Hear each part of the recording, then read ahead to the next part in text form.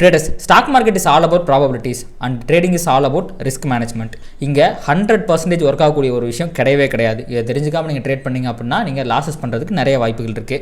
அதனால் உங்களுடைய financial அட்வைசரை consult பண்ணிவிட்டு அதுக்கப்புறமா ட்ரேட் பண்ணுங்கள்.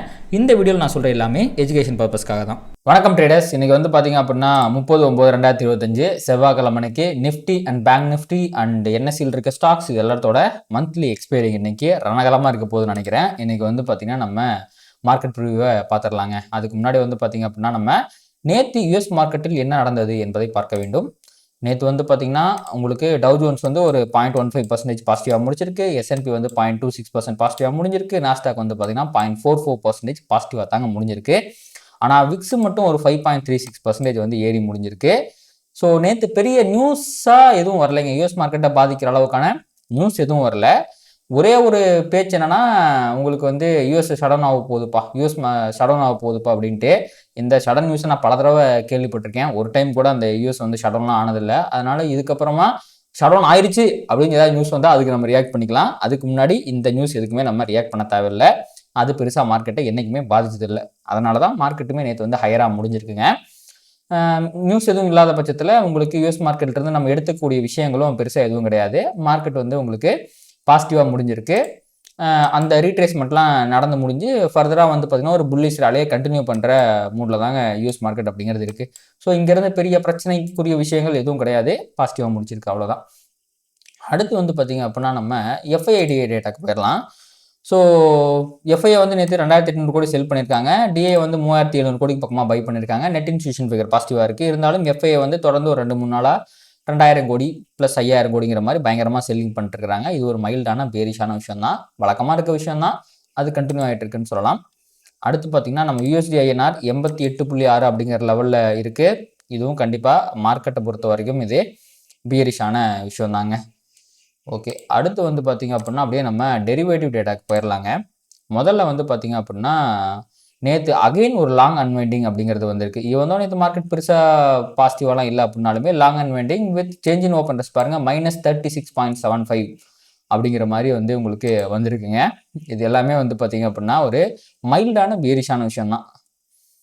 ஓகே, அடுத்து பார்த்தீங்கன்னா ட்ரெண்டிங் ஓஏ இன்ட்ராடேல 1.2 crore பேரிஷாக முடிஞ்சிருக்கு. பொசிஷனலாக பார்த்தீங்கன்னா ஸ்டில் 5.85 crore பியரிஷாக தான் முடிஞ்சிருக்கு. அண்ட் டுவர்ட்ஸ் த எண்டு பார்த்தீங்கன்னா அந்த பியரிஷ்னஸ் அதிகமாகிறத உங்களால் பார்க்க முடியும். மார்னிங்லாம் கம்மியாக தான் இருந்துச்சு. ஆஃப்டர்நூன் அந்த ஃபாலின் காரணமாக கிட்டத்தட்ட அந்த டே முடியும் போது கிட்டத்தட்ட ஒரு one of the highest open interest among the டேங்கிற மாதிரி பார்த்தீங்கன்னா முடிஞ்சிருக்கு. கண்டிப்பாக பொசிஷனல் பெர்ஸ்பெக்டிவ்ல பார்க்கும்போது மார்க்கெட் பயங்கர பியரிஷாக இருக்குது அப்படிங்கிறது ஓப்பன் இன்ட்ரெஸ்ட் மூலமாக நமக்கு தெரியுது. ப்ளஸ் ஓவர் சோல்லையும் இருக்குங்க, அதையும் நம்ம தெரிஞ்சுக்கணும். அடுத்து பார்த்தீங்கன்னா பார்ட்டிசிபென்ட் வைஸ் ஓப்பன் இன்ட்ரெஸ்ட் நம்ம பார்க்கும்போது உங்களுக்கு எஃப்ஐஏ பார்த்தீங்கன்னா 12% உங்களுக்கு ஃப்ளாட்டாக இருக்கிறாங்க. ஆனால் புட் ஆப்ஷனை பார்த்தீங்கன்னா அதிகமாக பை பண்ணி மார்க்கெட் கீழே போனால் தான் எனக்கு ப்ராஃபிட்டுங்கிற மாதிரி ஒரு பொசிஷனை கிரியேட் பண்ணியிருக்காங்க. ப்ராப் ட்ரேடர்ஸ் பார்த்தீங்கன்னா கால் ஆப்ஷனையும் பை பண்ணியிருக்காங்க, புட் ஆப்ஷனையும் பை பண்ணியிருக்காங்க. நல்லா நமக்கு தெரிஞ்சுக்க வேண்டிய விஷயம், இங்கே ஆப்ஷனை செல் பண்ணல, பை பண்ணியிருக்காங்க. பட் அதில் கம்பேரிட்டிவ்லி புட் ஆப்ஷன் அதிகமாக பை பண்ணி மார்க்கெட் கீழே போனால் ப்ராஃபிட்டுங்கிற மாதிரி ஒரு பொசிஷனை கிரியேட் பண்ணியிருக்காங்க. ரீட்டைல் ட்ரேடர்ஸ் பார்த்தீங்கன்னா 62, அதுக்கப்புறம் பார்த்தீங்கன்னா இங்கே புட் ஆப்ஷன் கால் ஆப்ஷன் ரெண்டையுமே பார்த்தீங்கன்னா செல் பண்ணி மார்க்கெட் கன்சாலிடேட் ஆனால் ப்ராஃபிட் வரும் அப்படிங்கிற மாதிரி ஒரு பொசிஷனை கிரியேட் பண்ணியிருக்காங்க வித் புல்லிஷ் பயாஸில். அப்போது இவங்களோட பயாஸை பொறுத்த வரைக்கும் எஃப்ஐக்கும் சரி ப்ராப் ட்ரேடர்ஸ்க்கும் சரி மார்க்கெட் கீழே போனால் தான் ப்ராஃபிட்டு. ரீட்டைல் ட்ரேடர்ஸ்க்கு மட்டும் மார்க்கெட் கன்சாலிடேட் ஆச்சுன்னா ப்ராஃபிட்டுங்க. அடுத்து பார்த்தீங்க அப்படின்னா எஃப்ஐயோட லாங் ஷார்ட் ரேஷியோ ஒரு வழியாக 16 அப்படிங்கிற லெவலுக்கு வந்துட்டாங்க. நம்ம இது ஒரு வாரமாகவே தான் பார்த்துக்கிட்டு இருக்கோம். எஃப்ஐஐ ஃபியூச்சர்ஸில் ஷார்ட் கவரிங் பண்ணுறதுனால தான் நமக்கு அந்த இஓடி ஃபியூச்சர்ஸ் டேட்டா அப்படிங்கிறது லாங் அன்வைண்டிங்னு வருது. எஃப்ஐ இங்கே ஷார்ட் கவரிங் பண்ணாமல் இருந்தாங்க அப்படின்னா அங்கே ஷார்ட் பில்டப் அப்படின்னு வந்திருக்கும். ஸோ ஓவராலாக பார்த்தீங்கன்னா அங்கே இருக்கிறது இங்கே இருக்கிறது நம்மளால் கோரிலேட் பண்ணிக்க முடியுது.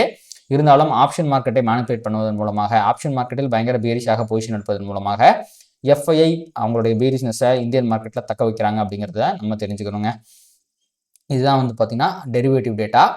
அடுத்து பார்த்தீங்கன்னா எக்கனாமிக் ஈவெண்ட்டை பொறுத்த வரைக்கும் இன்னைக்கு மார்க்கெட்டை மிகப்பெரிய அளவில் பாதிக்கிற மாதிரி எந்த ஒரு டேட்டாவும் வரல. கன்சியூமர் கான்ஃபிடன்ஸ் வருது. ஓகே, ஐ திங்க் இது கொஞ்சம் ஃபோர்காஸ்ட்டே கொஞ்சம் ப்ரீவியஸை கம்பேர் பண்ணும்போது கொஞ்சம் கம்மியாக தான் இருக்குது. ஸோ இது மார்க்கெட்டை லைட்டாக எப்படி சொல்கிறது, ஒரு ஒரு ஒரு நம்ம நிஃப்டியை பார்த்தீங்கன்னா ஒரு 20-30 பாயிண்ட் அளவுக்கு அஃபெக்ட் பண்ணக்கூடிய ஒரு டேட்டா இது, அவ்வளோதாங்க.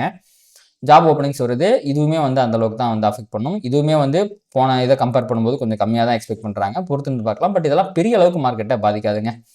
ஸோ அவ்வளோதாங்க. இந்தியா ரிலவெண்ட்டாக வந்து பார்த்தீங்கன்னா நாளைக்கு RBI மீட்டிங் இருக்குது. அது ஒரு முக்கியமான விஷயம். அதை தாண்டி பெரிய ஈவெண்ட் நியூஸ் அந்த மாதிரிலாம் எதுவும் கிடையாதுங்க.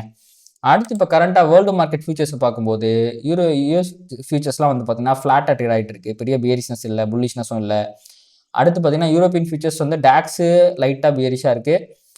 மற்ற ரெண்டுமே ஃப்ளாட்டாக தான் இருக்குது. மோஸ்ட்லி மியூட்டடாக இருக்குங்க. யாருமே வந்து எகிரி குதிச்சு மேலேயோ கீழேலாம் போகல. நிக்கி மட்டும் லைட்டாக டவுனில் இருக்கான் 0.3%. ஆஸ்திரேலியா 0.15% பாசிட்டிவாக இருக்குது. தைவான் 1.7% பியரிஷாக இருக்குது. சைனாவில் என்ன பிரச்சனைன்னு தெரியல.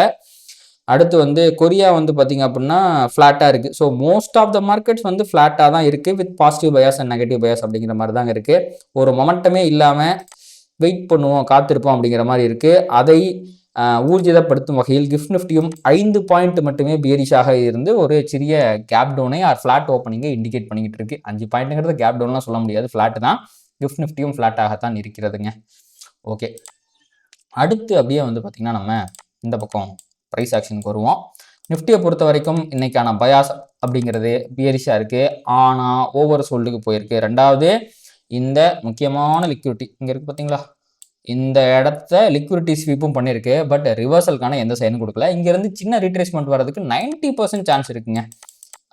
அது வந்து ரிவர்சலாக இருக்குமாங்கிறத நடக்கிற ப்ரைஸ் ஆக்ஷன் வச்சு தான் நம்மளால் முடிவு பண்ண முடியும். ஸோ இது வந்து உங்களுக்கு பயாஸ் அப்படிங்கிறது பியரிஷாக இருந்தாலும் ஒரு முக்கியமான சப்போர்ட் கிட்ட இருக்குது. அதனால் ஃபுல்லாக அதை வந்து பியரிஷ்னு சொல்ல முடியாது. There is a possibility of retracement as well அப்படிங்கிறத நம்ம மறந்துடக்கூடாது. அடுத்து அப்படியே நம்ம சிபிஆர் என்ன சொல்லுது அப்படின்னு பார்க்கும்போது, சிபிஆர் நேற்று வந்து பார்த்தீங்கன்னா ஒரு வைடு சிபிஆர் மார்க்கெட் கன்சாலிடேட் ஆயிடுச்சு. சிபிஆருக்கு கீழே தான் ஸ்டில் முடிச்சிருக்கு. அப்படிங்கிறது என்ன விஷயத்தை நம்மளுக்கு சொல்லுதுன்னா, இன்னும் மார்க்கெட் பையர்ஸ் கைக்கு போகலை, இன்னுமே செல்லர்ஸ் தான் டாமினேட் பண்ணிக்கிட்டு இருக்காங்க அப்படிங்கிறதான் சிபிஆர் நம்மளுக்கு சொல்லுது. ஸோ செல்லர்ஸ் கை தான் இன்னும் ஓங்கி இருக்கு. அண்ட் இன்னைக்கு வந்திருக்க சிபிஆர் வந்து பார்த்தீங்க அப்படின்னா ஒரு மீடியம் சிபிஆர். பட் அது சிபிஆருக்கு கொஞ்சம் கீழே இருக்கு.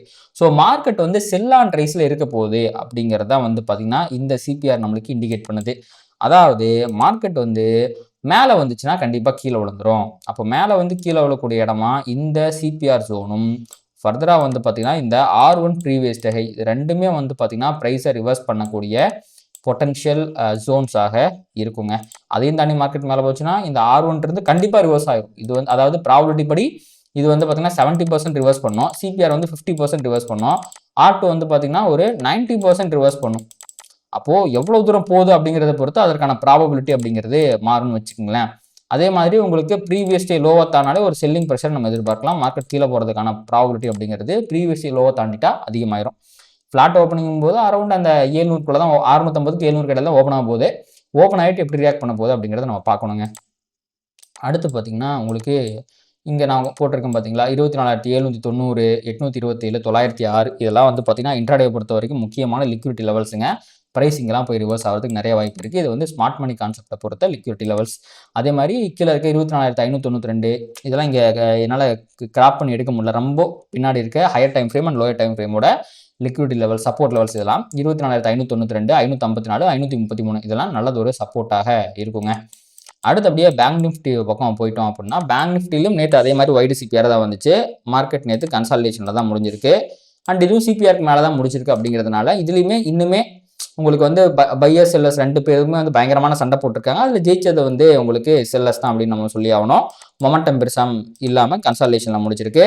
அண்ட் இன்னைக்கு வெறிகுண்ட வேங்கையாக பேங்க் நிஃப்டி நேரோ சிபிஆரை போட்டிருக்கு. ஸோ பேங்க் நிஃப்டி இன்னைக்கு கன்சாலிடேட் ஆகிறதுக்கு நிறைய வாய்ப்பு இருக்குது. கன்சாலிடேஷன் பாருங்கள், ட்ரெண்ட் ஆகிறதுக்கு நிறைய வாய்ப்பு இருக்குது. மார்க்கெட் இன்னைக்கு ஹையர் ஹை போட்டுச்சுன்னா மேலே போயிடும், லோயரில் போட்டுச்சுன்னா கீழே போயிடும். அதே மாதிரி இந்த ப்ரீவியஸ் டே ஹையை தாண்டாலும் மேலே போயிடும், ப்ரீவியஸ் டே லோவை தாண்டா கீழே போயிடும். ஸோ இதான் வந்து பார்த்தீங்கன்னா பேங்க் நிஃப்டிக்கான நடக்கிறதுக்கு அதிகமான ப்ராபபிலிட்டி இருக்க ப்ரைஸ் ஆக்ஷனுங்க. ஸோ இதுதான் வந்து நிஃப்டி அண்ட் பேங்க் நிஃப்டி பொறுத்த வரைக்கும் நல்லா வரும். இதை நம்ம சம்மரைஸ் பண்ணணும் அப்படின்னு சொல்லி பார்த்தீங்க அப்படின்னா, மார்க்கெட் ஓவர் சோல்டில் இருக்குது, ஒரு ரீட்ரேஸ்மெண்ட்டுக்காக வெயிட் பண்ணிக்கிட்டு இருக்குது. அந்த ரீட்ரேஸ்மெண்ட்டுக்கான சைனை நேற்றே மார்க்கெட் கொடுத்துருச்சு. ஸோ இங்கேருந்து ரீட்ரேஸ்மெண்ட் வரதுக்கு அதிகமான ப்ராபபிலிட்டி இருக்குது அப்படிங்கிறத நிஃப்டி பேங்க் நிஃப்டி ரெண்டுமே சொல்லுது. இதில் நாளைக்கு ஈவெண்ட் இருக்குது. ஸோ இந்தியாவில் நாளைக்கு வந்து ரேட் கட் இருக்குது. இது வந்து ஒரு எனக்கு தெரிஞ்சு அந்த ரேட் கட்டில் எந்த விதமான மாற்றமும் இல்லாமல் இதுக்கு முன்னாடி இருக்கிறது அப்படியே தான் கீப் அப் பண்ண போகிறாங்க அப்படின்னு நினைக்கிறேன். அதுதான் என் மார்க்கெட்டோட எக்ஸ்பெக்டேஷனாக இருக்குது. அப்படி இருக்கிற பட்சத்தில் அது வந்து ஒரு நான் ஈவெண்ட்டாக மாறதுக்கு தான் வாய்ப்பு இருக்குது. அதை தாண்டி இன்ட்ரெஸ்ட் ரேட்டை கூட்டுறதுக்கு வாய்ப்பே இல்லை. குறைச்சாங்கன்னா அது வந்து மார்க்கெட்டுக்கு கொஞ்சம் பாசிட்டிவ் ஆகும்.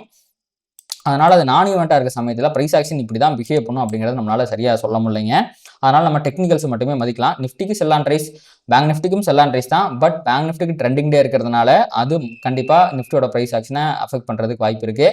செல் அண்ட் ரைஸில் இருக்கலாம். மார்க்கெட்டில் நல்ல ஒரு ரைஸ் வந்துச்சுன்னா அதே செல் ஆஃப் ஆகிறதுக்கு நிறைய வாய்ப்பு இருக்குது அப்படிங்கிறது தான் நிஃப்டி பேங்க் நிஃப்டி ரெண்டுமே சொல்லுது. நிஃப்டிக்கு அது ஒரு மீடியம் சிபிஆர் டே, பேங்க் நிஃப்டிக்கு அது ஒரு நேரோ சிபிஆர் டே அவ்வளவே. அண்ட் கிஃப்ட் நிஃப்டி வந்து பார்த்திங்கன்னா ஃப்ளாட்டாக இருக்குங்க. அடுத்து அப்படியே நம்ம கொஞ்சம் கமாடிட்டிஸ் பக்கம் எட்டி பார்த்துடலாங்க. ஸோ க்ரூட் ஆயில் வந்து பார்த்திங்கன்னா நம்ம நேற்றே பேசியிருந்தோம், ஒரு ஹையர் டைம் ஃப்ரேம் ரெசிஸ்டன்ஸ்லேருந்து ரிவர்ஸ் ஆகிட்டு இருக்கு அப்படின்ட்டு. இங்கே பாருங்கள், அந்த லிக்விடிட்டிலேருந்து ப்ரைஸ் இந்த 1 hour ஃபேர் வேல்யூ கேப்லேருந்து ரிவர்ஸ் ஆகி வெறித்தனமான ஒரு ஃபாலை சந்திச்சு இப்போது ஒரு மிக முக்கியமான லிக்விடிட்டிலேருந்து ப்ரைஸ் வந்து ரிவர்ஸ் ஆக ட்ரை பண்ணிக்கிட்டு இருக்கு. இன்னுமே வந்து பார்த்திங்கன்னா க்ரூட் ஆயில் அப்படிங்கிறது பியரிஷாகத்தான் இருக்கிறது.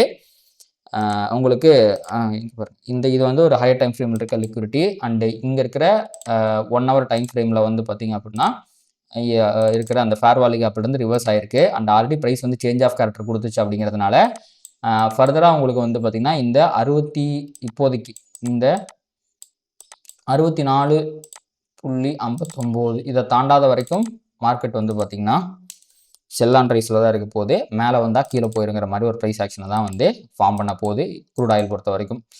அடுத்து பார்த்தீங்கன்னா கோல்டு இதுக்கு இல்லையா சார் ஒரு இண்டு அப்படிங்கிற மாதிரி டெய்லியும் ஒரு ஹையர் ஹையை போட்டு மேலேன்னு போயிட்டுருக்கு. இன்றைக்கும் மார்னிங்கும் ஏறிக்கொண்டு தான் இருக்கிறது.